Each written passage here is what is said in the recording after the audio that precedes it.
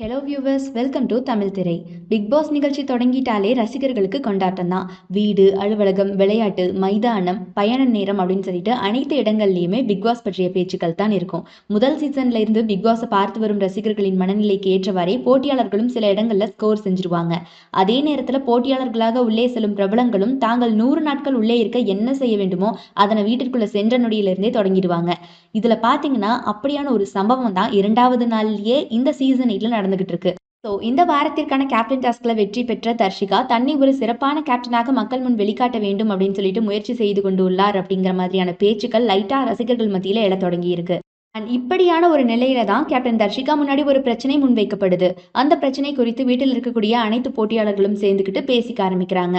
அதாவது கேப்டன் தர்ஷிகா பேசும்போது ஒரே விஷயத்த திருப்பி திருப்பி ஒருத்தங்க செய்கிறாங்க அப்படின்னா நமக்கே ஒன்று தோண ஆரம்பிச்சிடும்.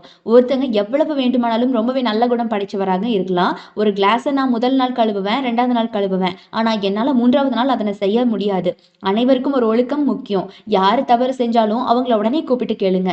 நான் 2 முறை கழுவி உள்ளதால் தான் 3வது முறை நான் கழுவ மாட்டேன் அப்படின்னு சொல்றேன்னு சொல்லிட்டு சொல்லுங்க அப்படின்னு சொல்லிட்டு கேப்டன் தர்ஷிகா இந்த மாதிரி பேசும்போது போட்டியாளர்கள் ரஞ்சித் மற்றும் அர்ணவ் ஆகியோர் பார்த்தீங்கன்னா அவங்களுடைய வாதத்தை ஏற்பது போல தலையாசிச்சிருக்காங்க.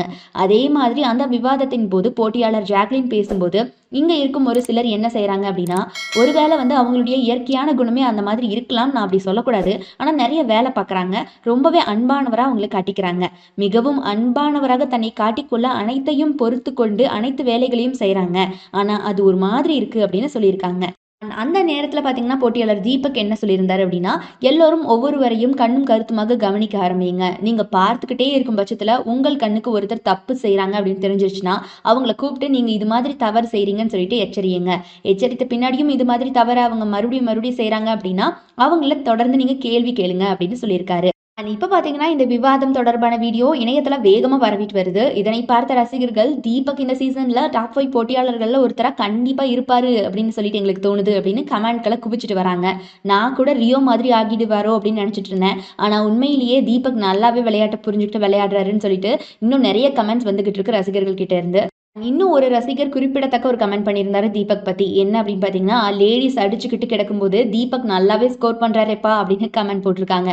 ஸோ இந்த மாதிரியான கமெண்ட்ஸ் பத்தியும் தீபக் நிஜமாவே நல்லா விளையாடுறாரா அப்படிங்கறத பத்தியும் உங்களோட கருத்துக்கள் என்ன அப்படிங்கறத மறக்காம கமெண்ட் பாக்ஸ்ல கமெண்ட் பண்ணிடுங்க.